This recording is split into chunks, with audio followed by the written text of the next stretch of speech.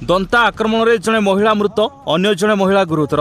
आज भोरु एक दंता हाथी आतंक खेलाई दंता हाथी आक्रमण में आनंदपुर थाना फकीरपुर मंजुलता नाथ को आनंदपुर महाविद्यालय छोटपट आंब तोटारे दंता दली देछि। घटनास्थल में मंजुलता मृत्यु होता बेले जंगल विभाग पहुंची तदंत आरंभ करिछे। महिला जनक आंब तलिया पई आसीथिया परिवार लोके कहिसंती।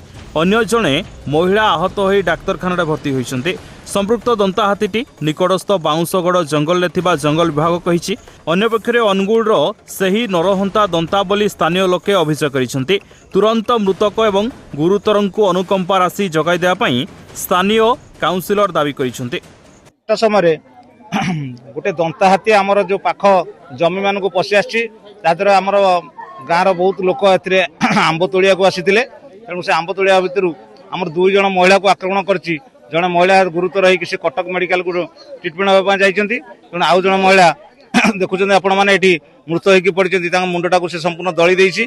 तेणुक आम आपण जरिया निश्चित भाव आशा करूँ सरकार पाखु साहाय्य पाइबा से महिला जन को जाऊँगी। से जो अनुगुल काली जो आम सातकोशिया विरोध करुले साधारण लोक मैंने जंगल से जो हिंस्र होगी रही जो हाथी न छाड़ापी से प्राय माने भाव बेल माने माने विच्युत होइके माने जो फॉरेस्टर माने निश्चित भाव छाड़ी देछिन हाथी की से हाथी बाट बना ए पाख अंचल को पशि आछि जहाँद्वारा आम लोकंर बहुत क्षति करिछि। तेणु आम आपण जरिया आवश्यक करू सरकारी सहायता पाई साइकेल और मोटरसाइकेल भी 10टा भाया निश्चित से गुंडी कर देछि। आज तेणु चाषी मान साइकेल धरी जमी के आसते तेणु आपण जरिया निश्चित आशा करूँ सरकार सहायता पाई दिन आसे चा फा खाई खुआ 6टा 7टा टाइम डाई फैसल खसा फसा बुणी आसे आसिक तार घास फास सफासफी करे घास फास सफासफी कर 10टा 11टा 12टा बेलू घर को जाए थोई देगी पलि डाई आम उठला बेलू ना पलि आगे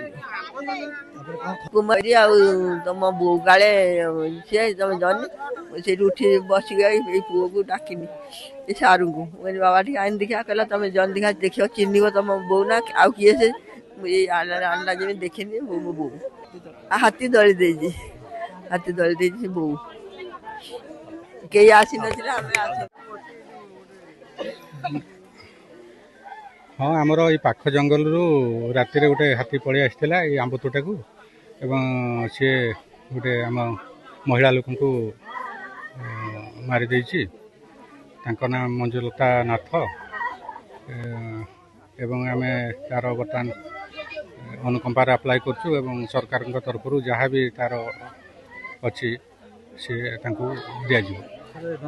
हाँ आम शुणुचु किंतु ताको भी आम इनक्वारी भितर आणबू एवं जदि घटनाटी सत्य हो आम भी जो सरकारी साहाय्य मिलिया